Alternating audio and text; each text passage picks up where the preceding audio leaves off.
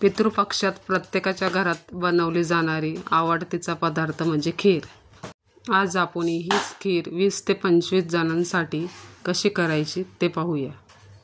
ही खीर perfect प्रमाणात दाटसर आणि खायलाही अतिसुंदर अशी खीर आज आपण बनवणार आहोत। इथे मी एका ओल्या नारळाची पाट काढून काप करून घेतले आहे आणि खीरीसाठी इथे मी 1.5 वाटी इंद्रायणी तांदूळ तुपामध्ये भाजून भिजत घातले आहे। आता मिक्सरच्या भांड्यात नारळाचे काप व थोडे पाणी घालून बारीक करून घ्यायचे। प्रमाणे त्याच मिक्सरच्या भांड्यात भिजवलेले तांदूळ बारीक करून घ्यायचे। याप्रमाणे ही खीर आपण खवा घालून बनवणार आहोत। त्यासाठी कढईमध्ये 1 चमचा तूप घालून त्यामध्ये अर्धा किलो खवा तुपावर खमंग असा परतून घ्यायचा। इकडे एका मोठ्या पातेल्यात 1 वाटी साजूक तूप घालून दळलेले बारीक खोबरं परतून घ्यायचं। आता आपला खवा तांबूस रंगावर मस्त परतून झालेला आहे। गॅस बंद करायचा आणि खवा थंड होऊन द्यायचा। इकडे आपली खोबऱ्याची पेस्टही छान परतून झाली आहे।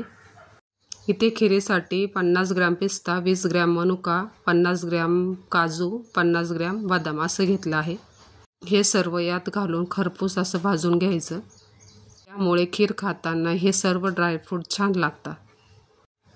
आता यामध्ये दळलेली तांदळाची पेस्ट घालायची आणि छान परतून घ्यायचं। पेस्ट छान अशी दाटसर होईपर्यंत शिजवून घ्यायची। हे आता खवा छान असा थंड झालाय, त्यामध्ये अर्धा लिटर दूध घालून ढवळून घ्यायचं। खव्याची एकही गिठोळी न राहता छान हलवून घ्यायचं। आता खीरीमध्ये 1 किलोच्या प्रमाणात साखर घालून घ्यायची। ते मी खीरीसाठी 4 लिटर दूध गरम करायला ठेवले आहे। आता खीरीमध्ये साखर छान मिक्स झाली आहे। खवा टाकून घ्यायचा। आता खवा घालताना गॅस कमी करायचा, मग खवा टाकून घ्यायचा। हा खवा पळीच्या साहाय्याने खीरीमध्ये व्यवस्थित मिक्स करून घेते। खवा व्यवस्थित मिक्स झाल्यानंतरच इथे 4 लिटर दूध घालून घ्यायचे।